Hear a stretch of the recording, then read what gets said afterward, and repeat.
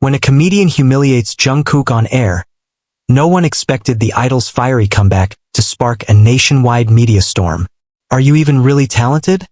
Or just another pretty face with a fan base of screaming teenagers? The audience laughed, too loudly. The studio lights bore down hot and merciless on Jungkook's face as the comedian leaned back with a smug grin, swirling the glass of water he hadn't touched all night like a glass of wine. This was supposed to be a light-hearted talk show appearance. Instead, it felt like a firing squad dressed in sequins and cue cards. Jungkook's smile didn't falter, but something in his eyes sharpened, like the glint of a blade just before it strikes. A second of silence stretched like a wire pulled taut. The crowd, the cameras, even the host held their breath. He adjusted the mic clipped to his collar with deliberate slowness. Then, casually, he leaned forward, gaze steady, voice cool and even. "Well, that's rich," he said. "Coming from someone whose biggest talent is making people laugh by reminding them they're glad they're not you." The silence imploded into shocked gasps. Someone in the crew audibly choked on a soda. The host's smile froze, and the comedian, Jay, blinked twice, his smirk cracking like old paint. Jungkook tilted his head, as if genuinely confused. "Did I stutter?" The camera cut awkwardly to commercial. Backstage, chaos bloomed like wildfire. Managers shouted into headsets. Producers waved frantically.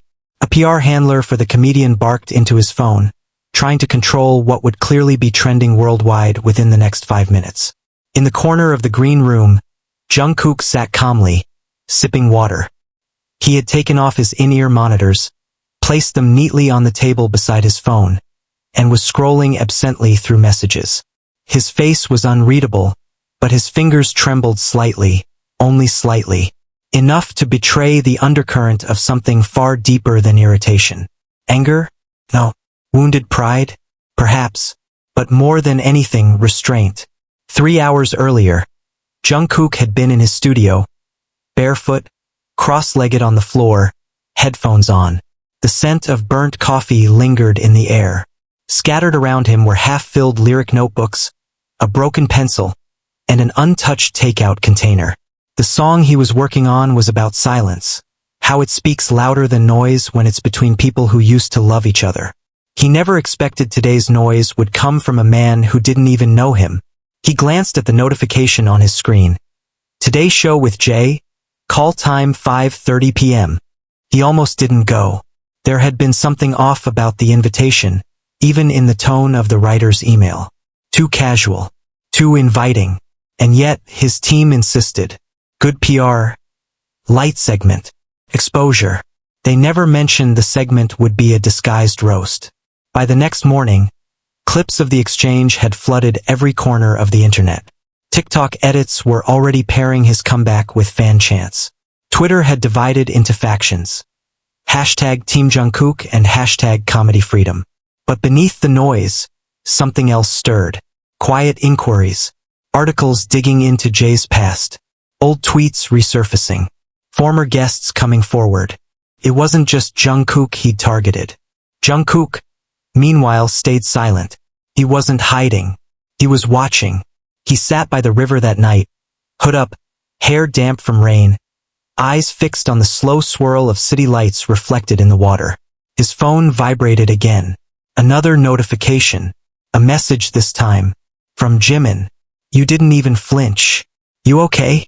He stared at it for a long time, thumb hovering over the keyboard. Then typed, "I didn't flinch because I've heard worse. From myself." He hit send. And then, as the wind picked up, he finally allowed himself to feel it. Not the insult, but everything behind it. The pressure to be flawless. The way people assumed he was all beauty and no burn. The years of rehearsing every line, every breath, only to be reduced to a punchline. And he smiled, because this time he had delivered the punch. And it landed. The screen flashed bright red. A live alert. Then it cut to a somber Jay sitting stiffly on a leather chair, hands folded, lips pressed into a rehearsed line of contrition. The studio behind him had changed. The flashy LED walls now muted to a soft blue. A deliberate choice. They were trying to soften his image. This was never meant to be taken seriously, Jae began, staring into the camera with hollow sincerity. I've always respected Jungkook. He's a talented young man. And if my words hurt him or his fans, I sincerely apologize. A pause. Then a smirk flickered. Barely there, but unmistakable. I guess some people just can't take a joke. And with that, the apology became gasoline. 30 seconds later, Jungkook was in the practice room, drenched in sweat from a late-night choreography run. When the video started blowing up on his phone, he watched it once, twice, then threw his towel over the mirror and locked eyes with his own reflection. His jaw tightened.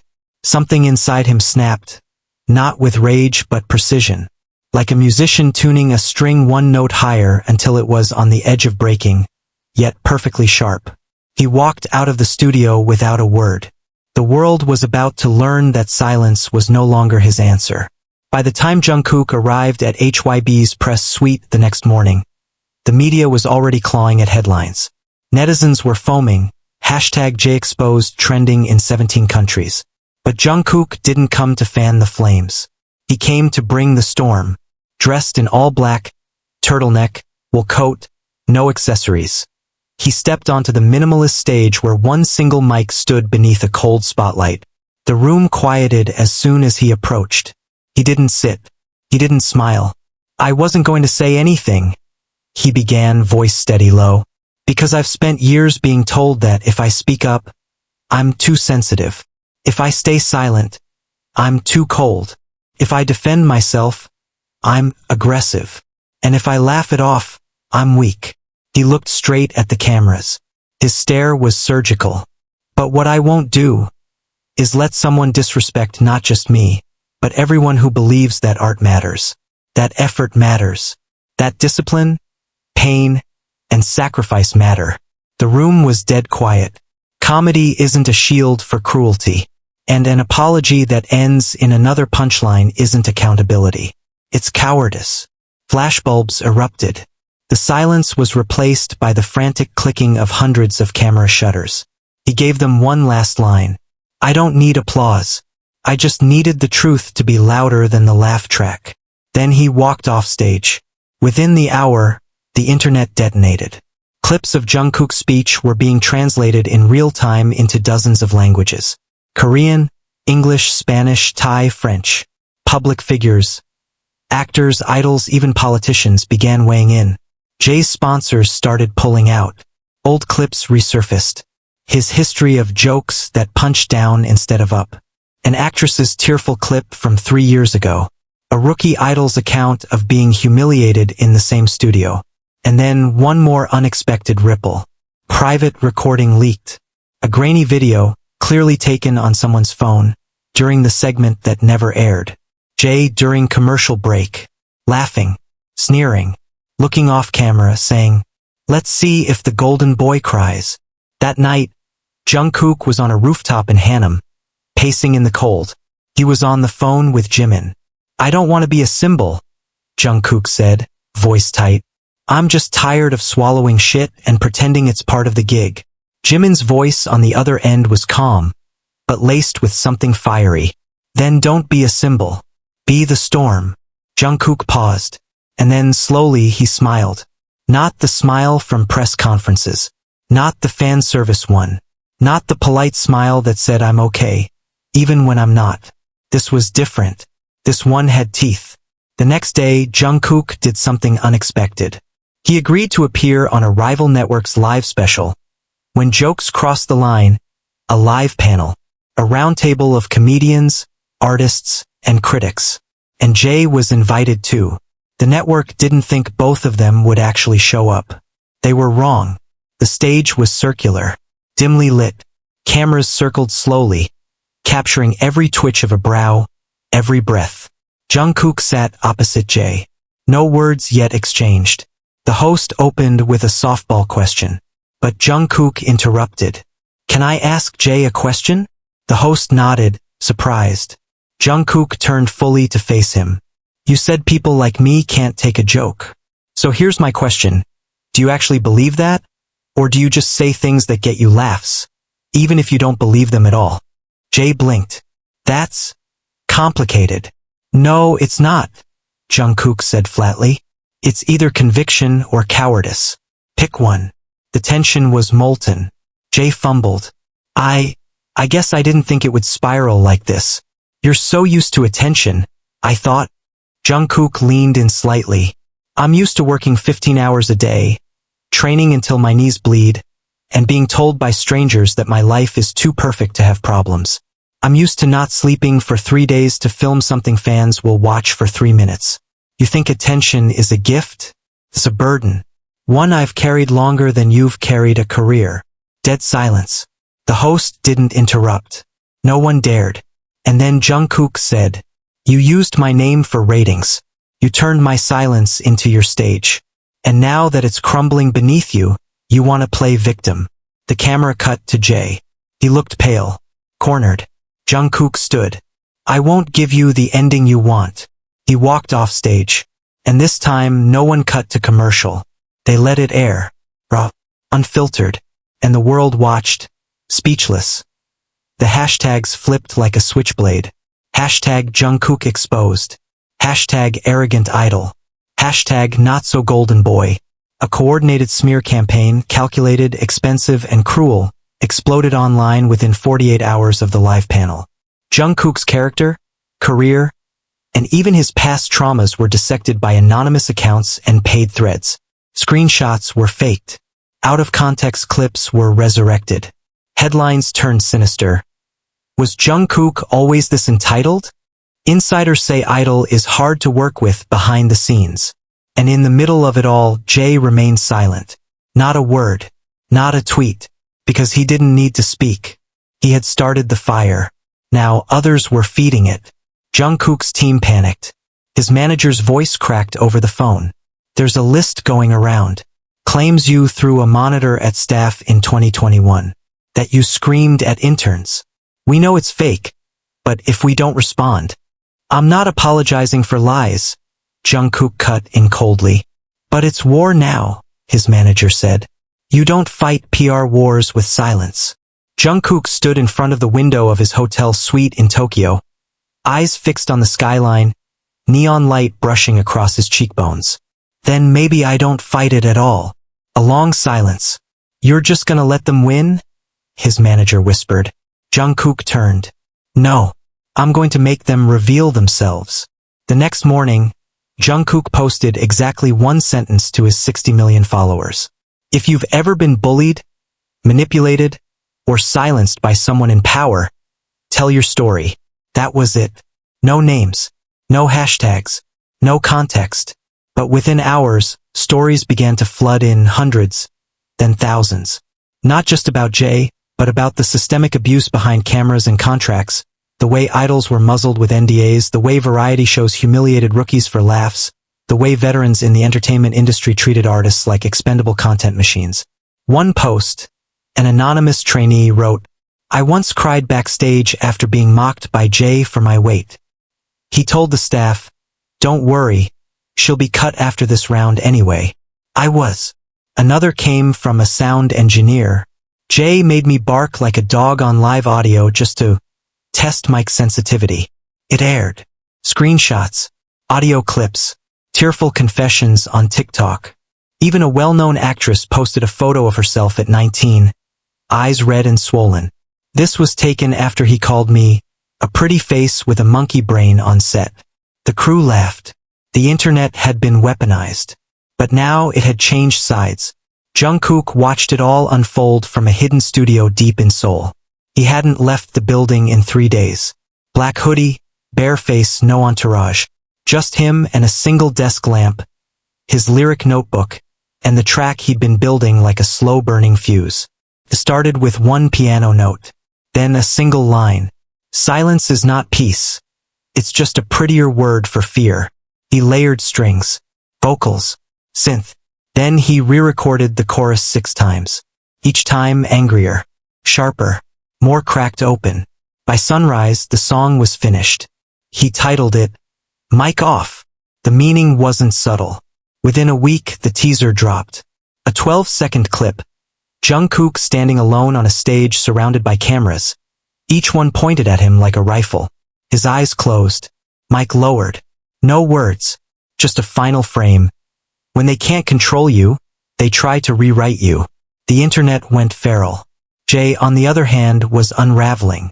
Paparazzi caught him storming out of a meeting at a luxury Gangnam bar. His brand deals? Gone. His agency issued a vague statement about taking time to reevaluate internal matters. And a former intern at his company leaked a group chat where Jay bragged, "He's just a pop doll with muscles. Wait till I pop his strings." But this time, no one laughed. Jay tried to save face with a podcast appearance. He wore glasses, no makeup. His voice cracked. "I didn't mean to hurt anyone. This cancel culture. They're trying to ruin my life over a joke." The host nodded, trying to frame it as a redemption arc. But 5 minutes later, their entire studio got hacked. Not for money. Not for data. Every monitor, including the live feed, was replaced by a single video. Jungkook, sitting in silence. Then he lifted his mic, and the words dropped like a guillotine. "This isn't cancel culture. It's consequence culture. And you're not the victim of injustice. You're the architect of your own collapse." The feed cut. Just like that. Mic off dropped at midnight. By 12:03 a.m., it hit #1 in 17 countries. By 12:10 a.m., the music video hit 10 million views. It wasn't flashy. It was raw. Jungkook, face close to the lens, bruised lighting, monochrome filter.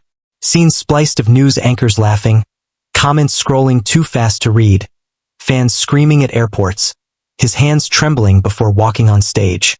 Then the bridge hit. "You mocked my silence because you feared my sound. Now every note is your reckoning. Every lyric, your legacy." And in the final frame, he dropped the mic. The screen faded to black. That morning, no one was laughing anymore. Jungkook didn't need revenge. He'd already written their obituary. In 4 minutes. And one song. The industry hadn't just been shaken. It had been rewritten. You said, the morning felt like the calm before an execution. The streets outside KBS were unusually quiet, even though a high-profile press conference had just been announced with less than 12 hours' notice. A cryptic invitation had gone out to select reporters. "One of us finally speaks. Off the record. On the record." No one expected Jungkook to be there. In fact, his name wasn't mentioned anywhere. But when the black van pulled up to the underground garage, and a hooded figure stepped out, wearing combat boots and a plain mask, whispers spread like fire. The press rushed toward the glass lobby doors. Cameras clicked like machine guns. And then, behind him, another figure exited the vehicle. Older, tall, dressed in a faded blazer and holding a flash drive in his left hand. His name was Park Hyun-woo, a former senior producer at 3 of Korea's biggest variety shows. A man who had been blacklisted in 2022 after mysteriously breaking NDA terms about industry abuse. And today he wasn't here to whisper. He was here to scream. Inside the press room, the atmosphere was suffocating. The media expected scandal. What they didn't expect was evidence. Park took the podium, glancing once at Jungkook seated silently off to the side. No entourage, no camera crew, just presence. "I've been in this industry for over 2 decades, Park began. "And I've made mistakes. I've protected people I shouldn't have. I turned off mics. I cut scenes. I signed papers. I told kids. That's just how it is." His voice cracked. "And for that, I owe them all an apology." He inserted the flash drive. The screen lit up with a folder. Unedited segments. 2016 to 2020. One video opened. A rehearsal room. A 17-year-old boy bowed deeply in front of the camera. "I'll do better," he whispered. "I promise." A voice off-screen, Jay's, snapped. "Then act like you belong here. Not like some orphan who got lost on stage." Gasps filled the room. Another clip. A girl crying during filming. Jay again laughing. "Save those tears. You'll need them when your debut flops." Park turned back to the mic. "There are dozens of these. They were never aired. Never reported. Because we knew fans only see what we let them see." And then he said it. "I watched Jungkook survive this machine. I watched them try to chew him up. But he didn't just survive. He's exposing it now. And I stand with him. The silence was volcanic. Then Jungkook stood. He took the mic. No notes. No teleprompter. Just a storm in human form. I didn't come here to make enemies, he said. I came because I know what it's like to walk into a room and feel small. To be told you're replaceable. To be punished for being human. He glanced at the screen, where the last paused frame showed a trembling trainee looking directly at the lens. I was lucky, he continued. I had fans. I had a platform. But most of them, he pointed at the screen. They vanish, and no one ever hears their names again. So today you will. He nodded at Park. Play them all. And for the next 45 minutes, Korea watched the truth. Uncut, raw, and devastating. Across the city, the entertainment industry went into full-blown panic mode. Agencies began scrubbing social media. Lawyers prepared emergency statements. A few well-known personalities quietly canceled public appearances. Others started posting vague notes of solidarity or reflection, hoping to stay ahead of whatever fallout came next. But no one could get ahead of Jungkook now. He had moved past being a headline. He had become a reckoning. That night, a strange thing happened. A single tweet from a long-dormant account went viral. I was 19. I thought it was my fault. Now I know it wasn't. Thank you, Jungkook. It was from the boy in the very first clip Park had shown, the one who bowed, trembling. His name was Choi Yoon-ha, and he had disappeared from the public eye 5 years ago. Within hours, dozens more began to step forward. Former idols, trainees, background dancers, staff, lighting techs, stylists. One by one, they told their stories. The nation began to realize this wasn't a feud. It was a revolution. Jay's camp finally responded. But it wasn't the response anyone expected. A private phone call recorded, then leaked between Jay and his manager. His voice was sharp, furious. I swear to God, if that kid doesn't back off, I'll sue him. I don't care who he is. Golden boy or not, I made careers. I can end them. Silence. Then his manager whispered, You don't understand. This time, it's different. He's not alone. Click. The recording ended. And the hashtags flipped again. Hashtag Jungkook Unstoppable. Hashtag We Believe Survivors. Hashtag Park Hyun-woo Brave. Hashtag Jay Must Resign. Midnight. Jungkook walked into his studio. No security. No fanfare. Just him. He picked up his pen and started scribbling on the nearest notebook. Not every war is fought with fists. Some are fought with memory. Some are won with truth. He tore the page out, taped it to the wall, and underneath in red marker he wrote, This is not over. The industry wasn't just watching. It was shaking, waiting, and terrified because the next move was his. The drive was encrypted, hidden in a locked drawer inside Jay's old dressing room at SBS. It wasn't supposed to exist anymore. According to internal staff, the file labeled EP Black Box was a raw audio vault containing hours of off-air recordings, bloopers, and behind-the-scenes mic captures, originally meant for future documentaries. But when certain comments from A-list guests started crossing legal lines, the network decided to bury it. Jay had tried to erase it completely, but someone had made a backup. And that someone just sent a message to Jungkook's private business email. You don't know me, but I've heard what you've done. I have something. It'll blow this wide open. Jungkook didn't tell his team. Not his manager. Not even Jimin. Instead, he drove himself. Black hoodie. No security. No label staff. Just a location pin. A broken-down film editing suite tucked behind a hardware store in Mapo. Windows boarded. Neon sign dead. No markings. It looked like nothing. Felt like danger. But he walked in anyway. The inside smelled like old coffee, rusted metal, and forgotten ambition. Dust hung thick in the projector light. And there he was, mid-30s, wiry, and jittery, like a man who hadn't slept properly in years. He didn't introduce himself. Didn't ask for a signature. just handed Jungkook a flash drive and said, "I kept this because I thought one day, someone like you might come along." Jungkook stared at it. "What's on here?" M's eyes burned. The truth. Back at his studio, Jungkook locked the door, drew the blinds, and slid the drive into his secure laptop. The files loaded slowly. Dozens of them. Timestamps, channel IDs, original audio formats. But one folder stood out. Private, host comms, J only. He clicked. The audio began. Static. Then laughter. Then, "We're off air? Good. Someone get me AF *****ing drink. And can we get less makeup on the idol kid? I want the fangirls to see he's a human Barbie. That's the joke." Click. Another file. "If she cries again, we cut the mic. No more sob story from the mental health girl. It's pathetic. Viewers want punchlines, not pity." Click. More static. Then, "Jungkook? Oh, trust me, he's media gold.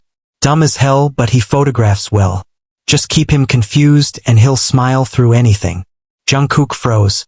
The voice was unmistakable, cold, calculated, and directly targeting him. He hit play on the next file. This one was dated the day before the Today Show segment, the show that started it all. "Jay, let's poke him. See if he bites. He's too polished. I want to see if there's anything real under that perfect idol shell. Staff, you sure? His label. Jay, screw the label. If he cracks on live TV, it'll be our highest rated segment this year." Silence.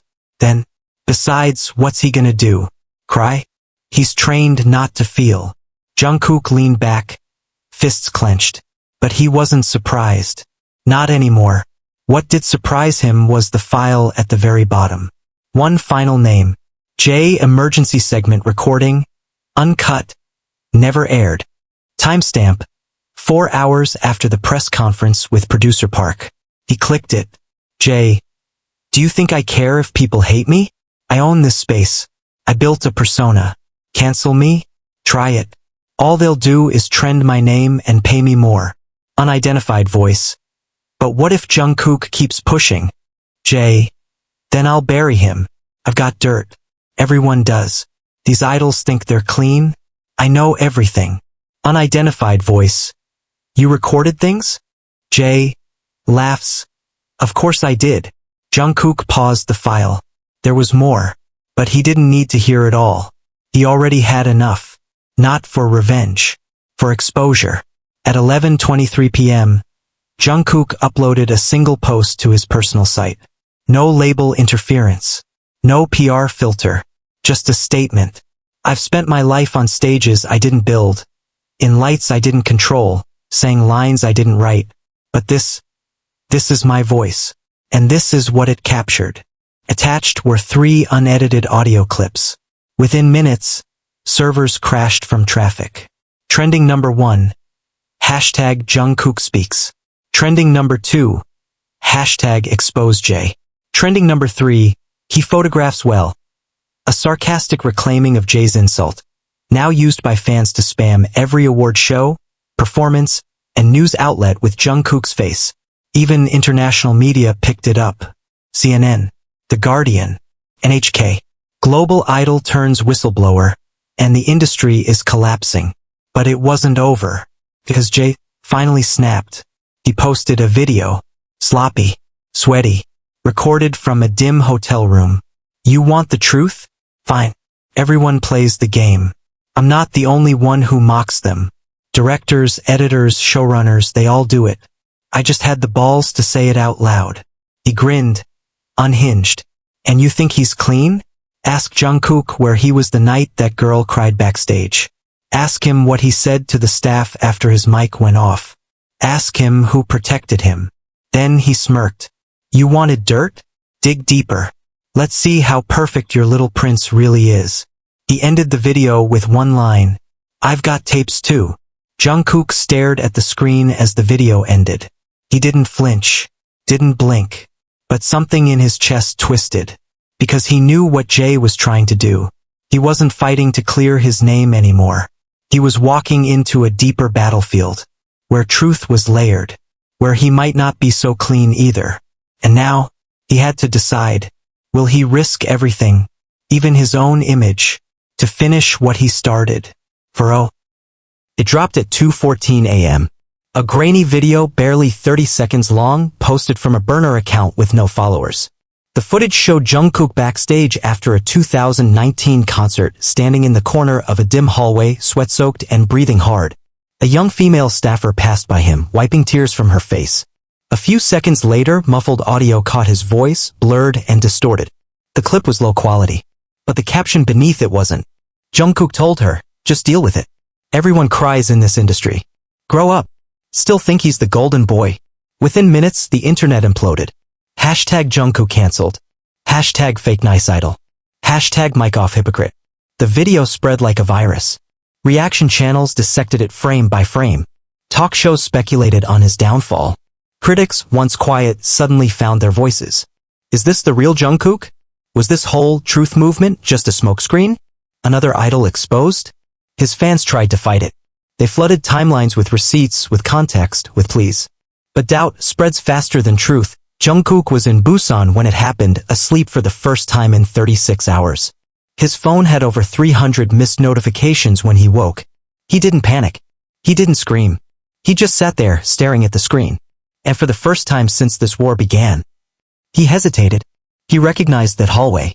He remembered that concert. He remembered the girl. But he didn't remember saying those words.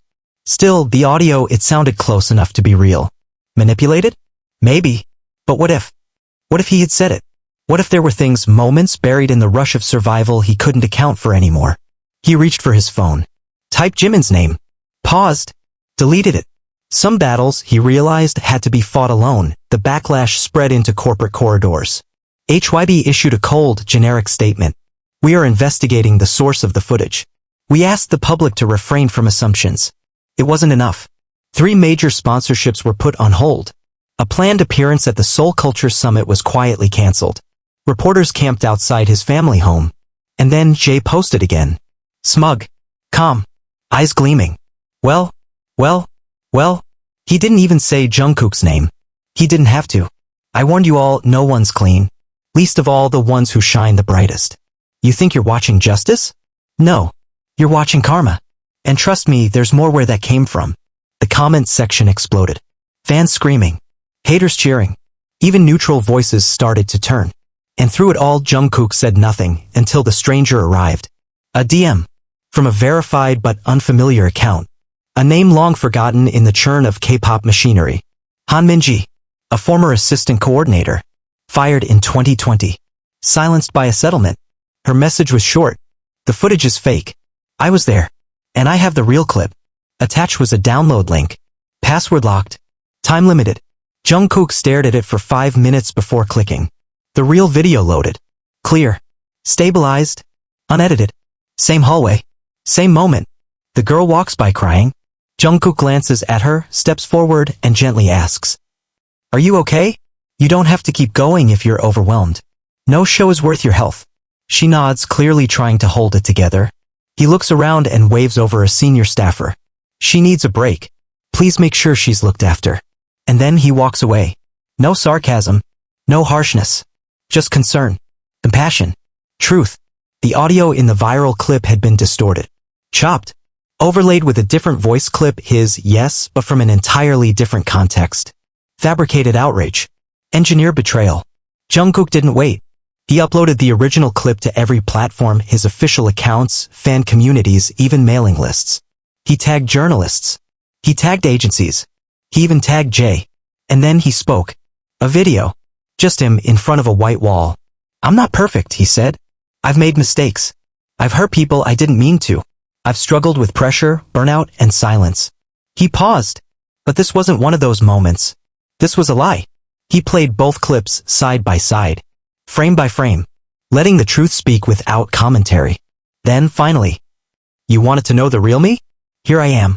Not flawless. But not fake. Not a puppet. Not a product. Just someone who's done being rewritten by people who profit off shadows." He ended the video with one sentence. "If you still believe me, stand with me. If not, I understand. But I won't disappear." The tide turned within hours. The original leaker was traced, an anonymous editor previously employed by a rival entertainment company known for connections to Jay's private PR network. Lawsuits were filed. Accounts suspended. Apologies issued, but it was too late. Jungkook's fans exploded in fury and loyalty. Hashtag we stand with Jungkook. Hashtag real clip. Hashtag Han Minji deserves justice. Even critics began to backtrack. One headline in Dispatch read, "He didn't flinch because he never lied." And Jay? He went quiet. Deleted all his posts. Unfollowed everyone. Vanished. But Jungkook knew it wasn't over. Because people like Jay never disappear. They wait. For the next stage. For the next mistake. For the next weakness. And Jungkook, battle-worn, wiser, fiercer than ever, looked into the camera one last time that night and whispered to himself. Then let them wait. Because this time he wouldn't just survive. He would burn it all down. The script had been tampered with. That much was clear the moment Jungkook walked onto the stage of the 2025 Global Arts and Impact Awards, broadcast live in over 60 countries, watched by nearly 200 million people. It was meant to be a safe appearance. Controlled.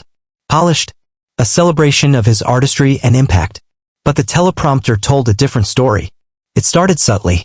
An offbeat joke during his speech that made him sound arrogant. A quote he never approved.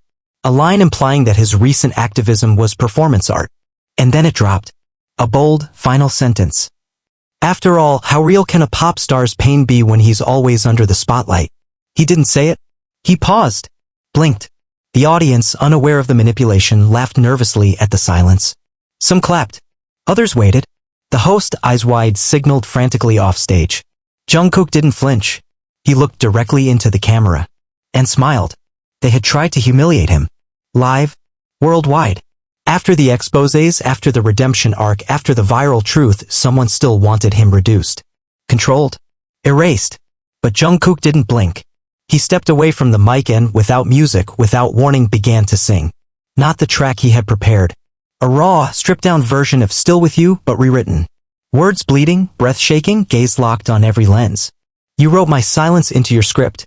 But you forgot I own my voice. The orchestra froze. The production team panicked. Lights scrambled to follow him as he walked downstage, unplugged, unhinged, unstoppable. He didn't sing for applause. He sang like a confession. Like a eulogy for every version of him that had been rewritten by others. And when he finished, he didn't bow. He stared at the prompter. Don't mistake the stage for a cage. Then he walked off. No cue. No music. Just stunned silence. And then an eruption. Standing ovation. Fans sobbing. Reporters scrambling.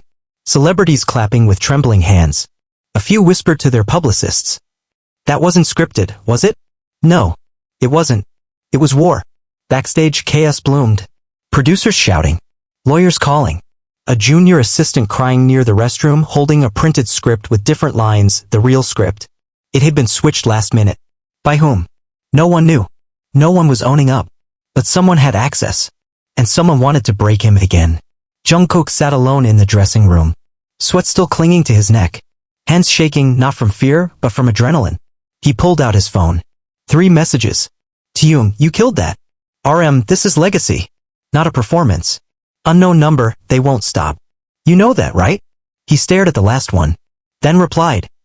Let them try. The news hit within hours. Sabotage at Global Awards? Jungkook outsmarts producers in real time. Leaked video shows staff panicking during his speech. Clips went viral. Fan edits paired his song with imagery from previous struggles, the panel, the exposé, the leaked fake footage. Hashtag don't mistake the stage trended for 3 straight days. But something more sinister emerged underneath the celebration. Security footage. Posted anonymously. From a hallway near the stage. Timestamped 10 minutes before Jungkook's entrance. A figure. Unidentifiable at first. Wearing a lanyard. Carrying a small laptop. Plugged into the awards system. Paused. Then vanished. The internet froze the frame. Enhanced it. Debated it. And then someone posted a side-by-side. It was Jay. Haircut short. Dressed like staff. A disguise. Confirmed by a second angle where he pulls the lanyard and the face is clear for 2 seconds. 2 seconds that destroyed any remaining doubt. Jay had infiltrated the award show. Had accessed the teleprompter. Had tried one last time to publicly humiliate Jungkook on the world stage. But this time, Jungkook didn't just survive. He flipped the narrative mid-broadcast. HYB released an emergency statement. So did the awards producers. Lawsuits were threatened. Security questioned. All staff rescreened. Police launched a formal investigation into Jae's breach of event protocol, citing it as a potential act of deliberate psychological harm with professional consequences. And yet, Jae posted again. This time not a video. Just a cryptic message.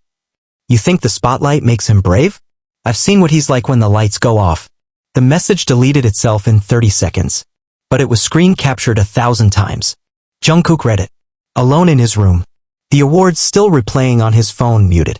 And then for the first time in weeks, his eyes darkened, not with fear, but with resolve. He picked up a notebook. Wrote one sentence. Fine. Let's turn the lights off. Because if Jae wanted to drag him into darkness, Jungkook was finally ready to walk into it. Not to hide, but to hunt. At exactly 4:06 p.m. the next day, every trace of Jungkook vanished. His phone went offline. His private car was found parked, abandoned outside a nondescript studio in Gangnam. His team had no idea where he was. HYB released a carefully worded statement calling it a temporary wellness break. But his fans knew better. Jungkook doesn't run. Not unless he's chasing something. And now he was chasing a ghost who'd crossed the line for the last time. The city buzzed with rumors. Some said Jungkook had been flown out of the country for protection. Others swore he'd gone underground, preparing something bigger than Mike-off. A few darker theories suggested he'd been threatened and silenced. But late that night, a file leaked online. It wasn't posted by a fan or media outlet. It came from an anonymous surveillance technician. The file was titled, "He Followed Him." It contained grainy black and white security footage from a back alley behind a low-tier broadcasting station on the outskirts of Seoul. A side exit. No press. No guards. Timestamp, 2:37 a.m. One figure entered the frame. Jae. Alone. Hoodie on. Cigarette in hand. Then 20 seconds later, another figure. Jungkook. No cameras. No security. No makeup. Just darkness and a purpose. He didn't say a word. He didn't run. He walked. Deliberate. Focused. Controlled. The clip ended right as Jae turned and noticed he was being followed. That was all it showed. But it was enough to detonate the internet. Hashtag where is Jungkook? Hashtag he followed him. Hashtag the confrontation. Theories spiraled. Threads multiplied. The public didn't want peace anymore. They wanted the truth. Raw. Unedited. Unfiltered. And Jungkook, somewhere in the shadows, was about to deliver it. 3 days passed. No sign of either of them. Then, out of nowhere, at 11:59 p.m., Jungkook posted a 13-minute video titled, "What I Didn't Say on Stage." It wasn't posted on YouTube. It wasn't monetized. It was embedded on a blank white page with a single black sentence beneath it. I followed him because I needed answers no one else would ask. The video opened in darkness. Jungkook's voice was quiet, steady. I met him. Off camera. No lawyers. No labels. No fake apologies. Just the two of us. The screen lit up, footage from a hidden GoPro mounted in a backpack strap. Jungkook walking through an alley. Jae, startled, turning. Jae, what are you stalking me now? Jungkook, no. I'm confronting the last lie. Jae, I told you. You're not as clean as you think you are. Jungkook, then say it. Now. No cuts. No edits. The footage was shaky. Raw. Real. The conversation that followed was everything the world had been waiting for. Jae pacing. His voice ragged. You think exposing me fixed anything? The people who built me built you too. You were just the prettier product. Jungkook stood still. Then say their names. Jae laughed bitterly. You still don't get it. I wasn't the disease. I was just the symptom. You're trying to burn me, but the fire goes deeper than you're ready to dig. He paused. Face suddenly cold. You want truth? Okay. And then he dropped it. Back in 2020 at the Dreamwave showcase. You were protected. I was told to roast a different rookie until your label made a call. They said you were fragile. Overworked. So they fed me someone else. A girl. 18. She quit 3 weeks later. Silence. Jungkook's jaw tightened. You're lying. No, Jae said. I'm not. You didn't know. But you benefited. You think you were the victim this whole time. Jungkook's breath hitched. The camera caught it. Just a flicker. But enough. That's the problem, Jae said. We're all puppets. I just figured out how to pull strings instead of being pulled. But you? You still think truth is clean. Then Jae stepped closer. So go ahead. Upload this. Show them you followed me. Show them I shook you. Show them you're not invincible. Let's see if they still bow at your feet after that. Jungkook's reply was colder than ice. I'm not here to stay pure. I'm here to finish this. He turned and walked away. The screen faded to black. The aftermath was nuclear. The public was divided. Again, half saw it as proof that Jungkook, too, had been a product of a rigged system. Half saw it as his greatest act of courage, yet showing even his own blind spots. A trending thread said it best. He didn't run from the darkness. He dragged it into the light, including his own. HYB issued a statement hours later. We were unaware of the 2020 incident referenced in the video. We are launching an internal investigation. Jungkook acted independently in posting the footage. We stand behind his pursuit of transparency. But Jungkook didn't speak again that night. He didn't need to, because the entire country had already decided. This wasn't an idol's redemption story anymore. This was a reckoning. And there was still one final curtain left to fall. They told him not to come. Emails were sent. Lawyers called. PR teams begged. Just lay low, Jungkook. Let the heat cool down. Don't make this bigger than it already is. But he ignored them. At exactly 9 a.m., Jungkook walked through the frosted glass doors of HYB's top-floor boardroom dressed in black slacks, a gray turtleneck, and no makeup. No security. No manager. Just a small leather folder tucked under his arm. Inside the room sat 11 of the company's highest-ranking executives. Men and women who had shaped the empire.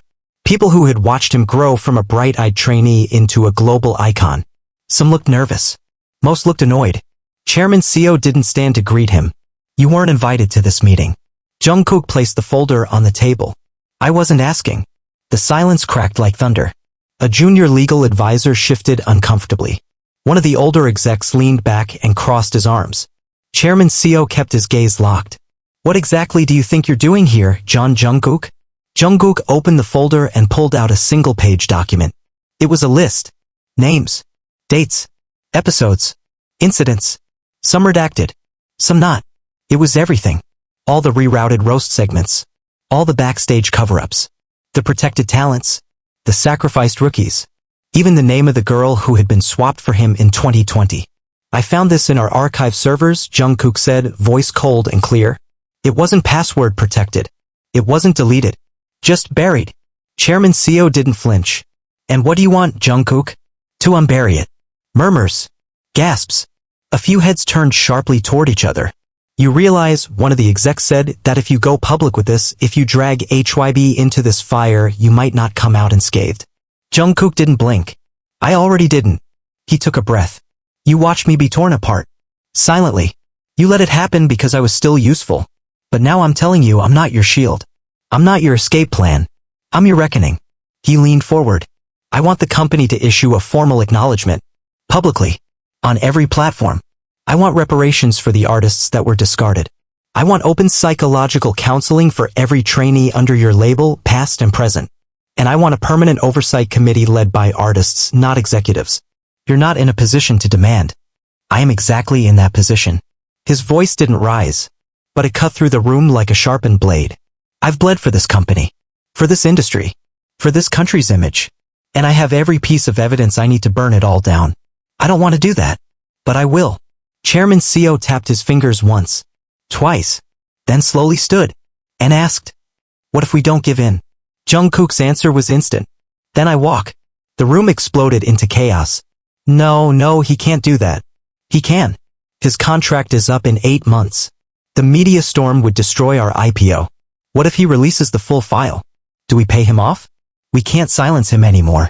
Not now. And in the center of the storm, Jungkook sat silently. He wasn't negotiating anymore. He was issuing terms. By the time he walked out of that boardroom, the company had 36 hours to make a decision. And he made sure to remind them. I'm not asking for headlines. I'm asking for history.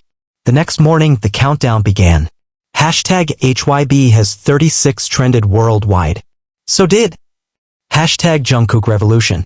Hashtag We Remember the Discarded. Hashtag This is Bigger Than Music. And then, someone unexpected spoke out. Min Jung-hee. He posted a single sentence to his 40 million followers. If Jungkook walks, I walk too.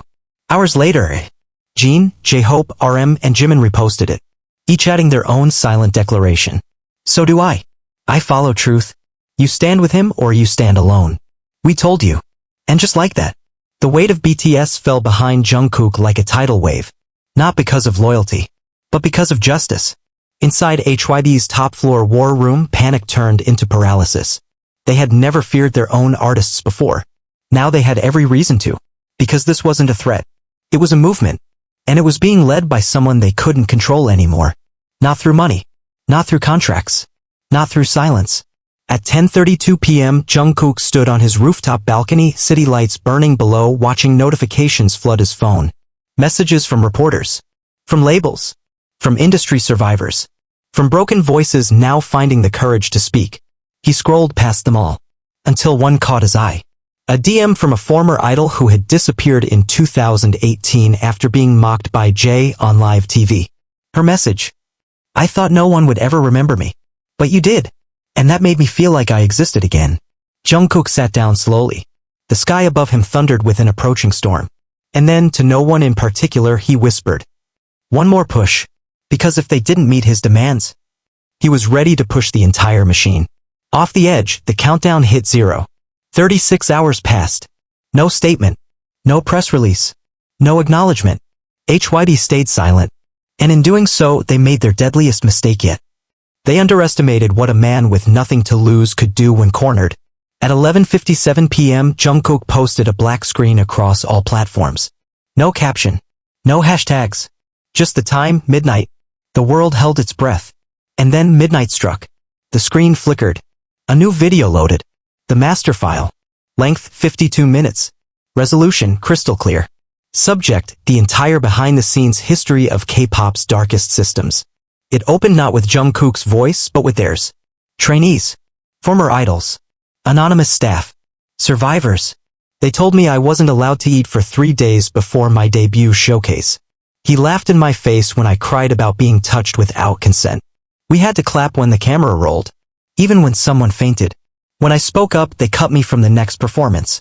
Then came the footage. Unseen training room tapes. Secret board meeting recordings. Manipulated variety show scripts. Executive orders redirecting abuse onto rookies while protecting top-tier stars for market reasons. Even contracts with red circles around the bury clauses, mental health waivers, punishment fees, public silence obligations. And finally, the HYB master file. The same document Jungkook had shown in the boardroom, but this time fully unredacted. List of silenced victims. List of acceptable sacrifices. Internal notes calling certain idols brand-safe scapegoats. A flowchart of reputation management strategies, including coded tiers for which artists could be sacrificed to protect others. One name reappeared over and over. Jungkook. The golden shield. Used, sold, rebranded, silenced, and always kept shiny for the cameras. Until he burned their script on live television. At 12:38 a.m., the website hosting the video crashed from too much traffic. By 12:39 a.m., it was mirrored to 247 sites around the globe. By 12:41 a.m., Jungkook's name trended #1 in 51 countries. By 12:50 a.m., an emergency board meeting was convened at HYB's headquarters, but it was already too late. Because he had beat them to it. Live footage broke out at 1:02 a.m. Hundreds of fans, artists, and reporters gathered outside HYB's glass tower in Yongsan, holding candles and handwritten signs. Some read, "We are not your puppets. Artists are not armor. Truth doesn't need a label. Jungkook didn't burn down HYB, you did." By 2:11 a.m., a single message appeared on HYB's official Twitter account. Not from the PR team, but from a whistleblower within. Jungkook was right. We've hidden too much. And some of us are done being complicit. Attached, dozens of internal screenshots. Approval emails. Silencing orders. Payments to media outlets. Jay's full deal memo showing how much he was paid to appear on Today's Show with a performance bonus if his segment trended. He was paid to humiliate Jungkook. By 5 a.m., multiple resignations were confirmed. 2 board members. 1 senior talent director. An executive liaison for media relations. All gone. By 8 a.m., Korean news networks interrupted regular programming. HYB under fire, explosive leak reveals idol exploitation blueprint. And still Jungkook hadn't said a single word. Until 10 a.m. He appeared live on his personal channel. No sponsors. No stylist. Just him sitting in front of a white wall. He began softly. I didn't come here to destroy anything. Pause. But when something is built on silence, maybe it needs to fall. Then he listed their names. Not to accuse. Not to humiliate. But to honor. To the trainees who gave everything and disappeared. To the idols who smiled through pain. To the artists who lost their voices so others could keep theirs. I remember you. We remember you. He ended the broadcast with one line. I'm not afraid of losing my place anymore. Because I've already found my purpose. By midday, international outlets joined the blaze. The New York Times, Jungkook's digital rebellion could reshape global pop. BBC, from idol to industry liberator, Jungkook exposes K-pop's deepest secrets. Variety, HYB faces global reckoning after Jungkook leak. Rolling Stone, not just an idol. A revolution. And then at 6 p.m., HYB made its final move. A press conference. Chairman Seo appeared before cameras, face pale, voice hollow. We failed our artists. We failed our ethics. And we failed Jungkook. Effective immediately, I resign. The room erupted. No one had expected it. But it wasn't just him. For more high-ranking officials stepped down. And HYB announced a total overhaul of its artist management policies, including independent mental health oversight, profit restructuring, and the creation of a permanent artist-led ethics board. And the board would be chaired by none other than Jungkook. That night, the city lit up. Not with neon. With candlelight. Thousands marched in silence down Seoul's Han River Bridge. No music. No speeches. Only signs. One stood out above the rest. They tried to control his voice. So he gave us ours. And in the middle of the crowd, unnoticed, walked Jungkook. Put up. Head down. Face unreadable. But in his eyes? Not anger. Not pride. Just peace. Because this wasn't the end of his career. It was the beginning of a new industry. And his voice was finally his.